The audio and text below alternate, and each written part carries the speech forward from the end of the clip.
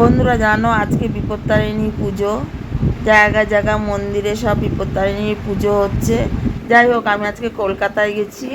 কলকাতাতে বেশ কিছুক্ষণ কাজকর্ম সেরে তারপরে একটুখানি বাগবাজারে গিয়েছিলাম। বাগবাজারে আমার একটা কাজ ছিল, তা সেই কাজ করতে গিয়ে আমাকে মানে আমার ছোট ভাই ওই দেওরই বলছে কি যাবে নাকি গঙ্গার ঘাটে, চলো দেখো কত ভিড়। আমি যে চলো তাহলে একটুখানি দেখে আসি।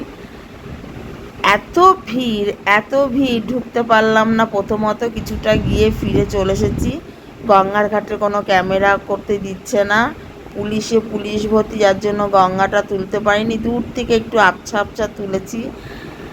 আর সবাই বিপত্তারিণী পুজো করতে যাচ্ছে। যে জায়গায় জায়গায় সব মন্দিরগুলো করা আছে, সেইখানে সব তাগা দিয়ে ওই যে 13টা ফল টুকরো দিয়ে বিক্রি হচ্ছে, সেখান থেকে সবাই কিনে টিনে পুজো দিচ্ছে।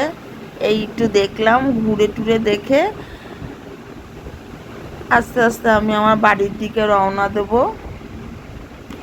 তবু আরেকবার চেষ্টা করলাম যে যাই একবার একটু গঙ্গার ঘাটের দিকে। দেখতে পাচ্ছ মানুষের ঢল, মানুষের শুধু মাথা দেখা যাচ্ছে। আর প্রত্যেকটা মন্দিরে এত ভিড়, এত ভিড়, সামনে যাওয়ার উপায় নেই। এই দেখো 13টা করে ফল এখন সব কেটে কেটে তোমার তৈরি করে রেখে দেয়। ওগুলো ওই ঠোঙা হিসাবে পয়সা নিচ্ছে। এই যে সব মন্দিরে পুজো হচ্ছে। গঙ্গার ঘাট অবধি পৌঁছাতে পারলাম। এই যে দূর থেকে দেখো, এই যে আবছা আবছা দেখা যাচ্ছে, ওখানে এত পুলিশ যে গঙ্গায় কোনো ফটো তুলতে দিচ্ছে না, কারণ ওখানে সব মহিলারা স্নান করছে। এই কারণে কোনো ক্যামেরা বা কোনো ফটো তোলা যাবে না।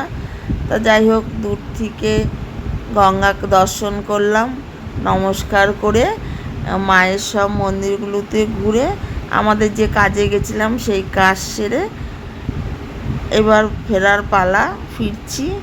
তা কেমন হয়েছে ভিডিওটা অবশ্যই জানিও। ভালো লাগলে লাইক শেয়ার কমেন্ট করো।